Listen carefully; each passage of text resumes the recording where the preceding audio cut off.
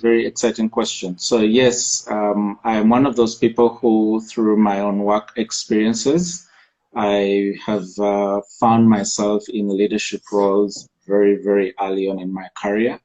And I felt that in all those cases, I didn't always know what to do. And so when I had gathered some experience, I thought it would be great for someone to hold the hand of another young person who might find themselves in a leadership responsibility and just break down what it's like. What does it mean to lead, to manage? What are those practical things that Monday, Wednesday, Friday, what does that look like when you're a leader?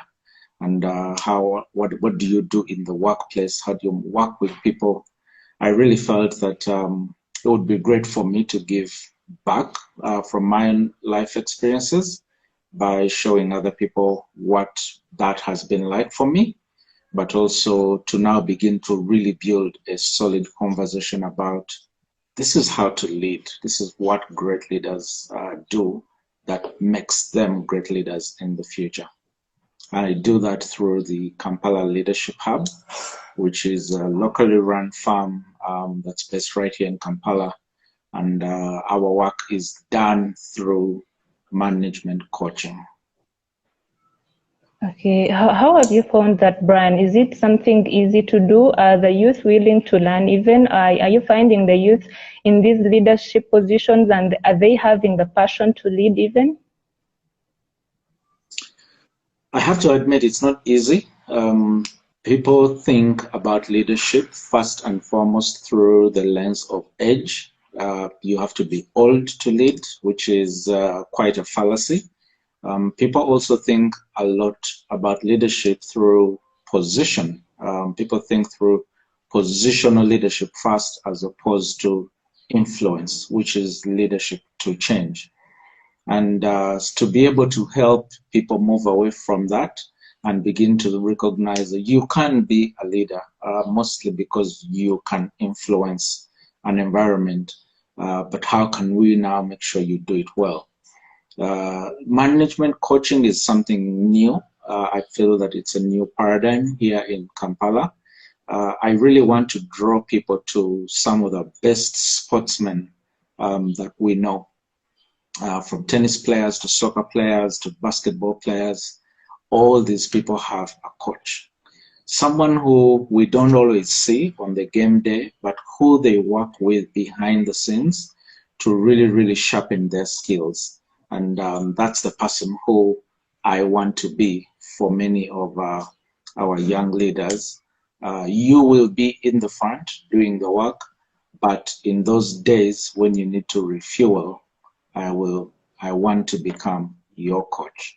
I want to be the one person alongside you in your box, in your corner, shouting for you, so that when you go out to perform, people really see a really good, strong version of you.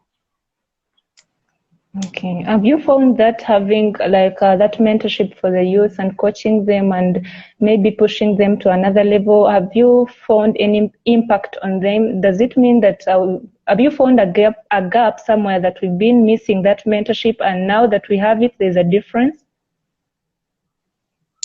Very much so. So if you look at our country, if you look at the demographics of our country, you'll notice that we're a very young country.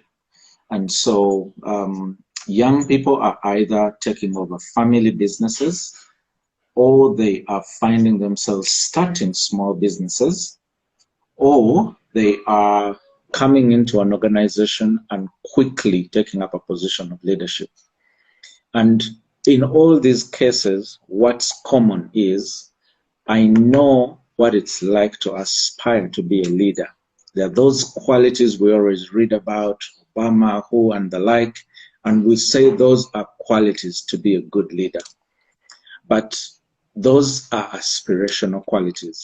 What we're really talking about that we find is lacking is the management skill.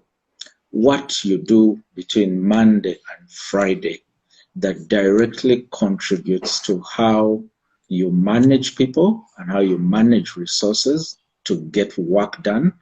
That is a practical skill. It has nothing to do with how your heart is shaped. It has everything to do with knowing how to run a meeting, how to hire a good person, how to resolve conflict, how to create the right documents. So those are practical management skills, and those skills are not very common, and they're also not taught at university.